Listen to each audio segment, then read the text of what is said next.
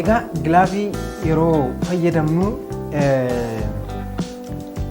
wantoota fayyadamuu qabnu adda baasnee beekuu danda'utu qaba jira. Guyyaa guutuu gilaavii tokkoon hojjechaa ooluun sirrii miti. Akkasumas immoo lafa gilaavii itti fayyadamnu adda baasnee beekuun barbaachisaadha jechuudha.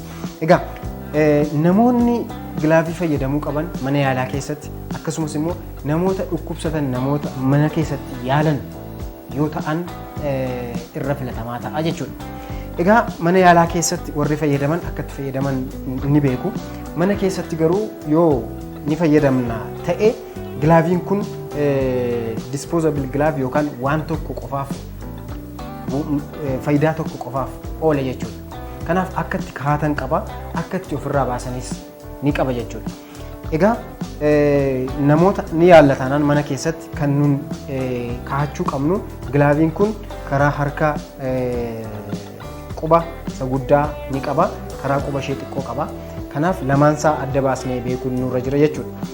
Utuu hin tuqin dura harka keenya karaa quba isa guddaa lafanni jiru adda baasnee gashuu kun sirriitti galeera jechuudha. Kana gaafa gashinu immoo isa kana utuu hin tuqin karaa qubaa sana adda baasuudhaan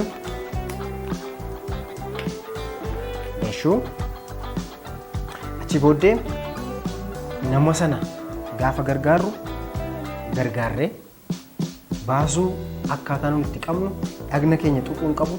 Fuunee gara fuula keenyaa gara afaan keenyaa akkasumas wantoota itti fayyadamnu waan akka moobaayilaa, laaptooppii, iskiriiptoo, peennaa keenya teebilii yookaan immoo barcuma keenya tuttuquu hin qabnu jechuudha.